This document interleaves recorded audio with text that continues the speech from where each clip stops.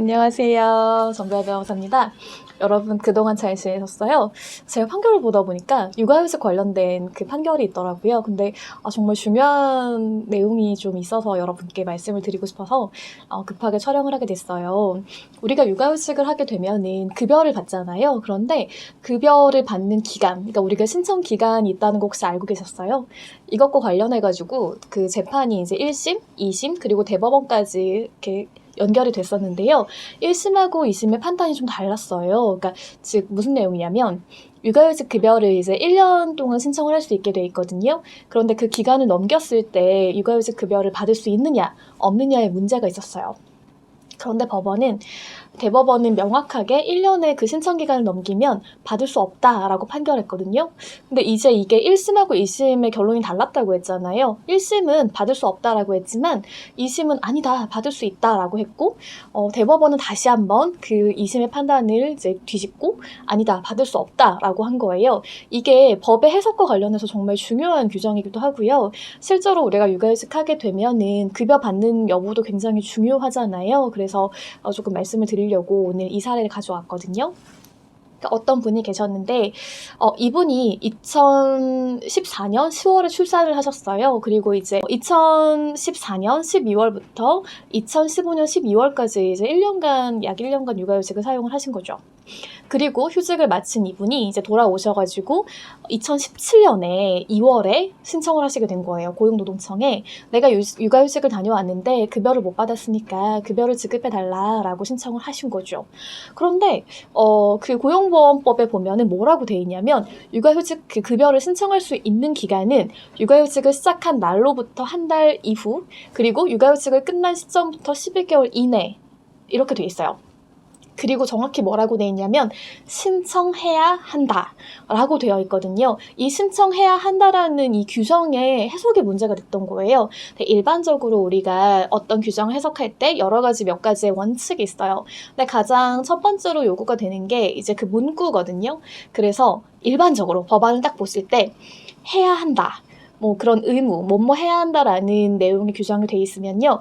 대부분 의무 규정이에요. 우리가 강행 규정이라고 하거든요. 그래서 이거를 어길 경우에는 더 이상 이제 이 법에 있는 규정을 적용을 못 받는다라는 취지로 이해하시는 게 좀 편해요. 그게 일반적이거든요. 그런데 이거 말고 할 수 있다. 라고 되어 있는 규정들이 좀 있거든요. 그 규정들은 약간 내용이 다른 거죠. 반드시 해야 되는 그런 강행 규정은 아닌 거예요. 그래서 그 규정의 성격을 이제 문구로 해석하시는 게 가장 좋고요. 물론 다른 내용들이 조금 있을 때에는 규정의 성격이라든지 뭐 내용이라든지 여러 가지 사정들을 볼 때 조금 다르게 해석할 수도 있어요. 그래서 1심에서는 문구를 딱 봤는데 할 수 있다.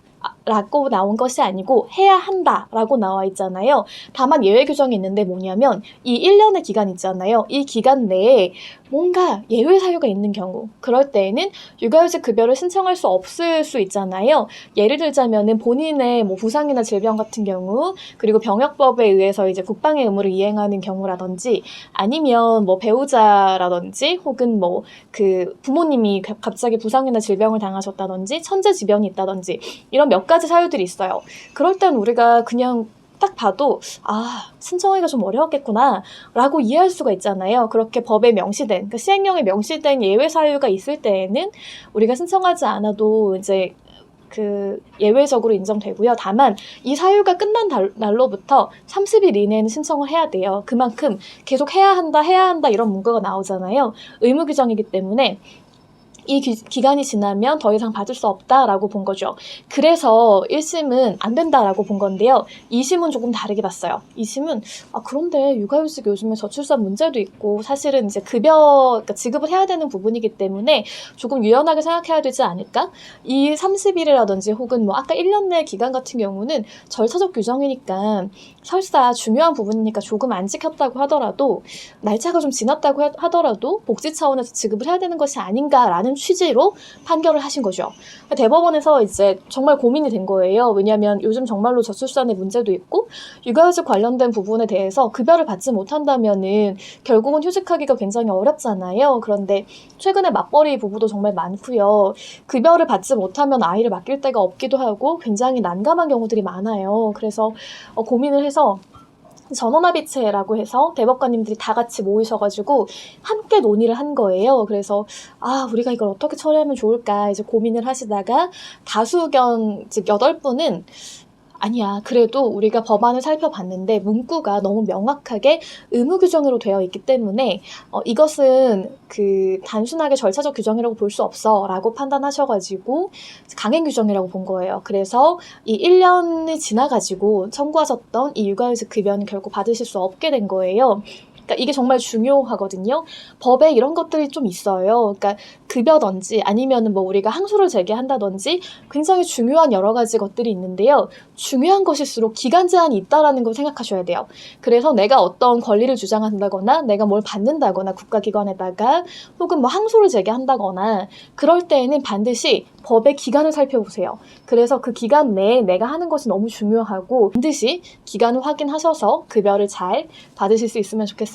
꼭 기억하세요. 육아휴직 급여는 1년 이내에 신청해야 된다라는 거 잊지 마시고 잘 확인하셔서 절차 진행하시면 좋겠습니다. 네, 오늘도 좋은 하루 보내세요. 감사합니다.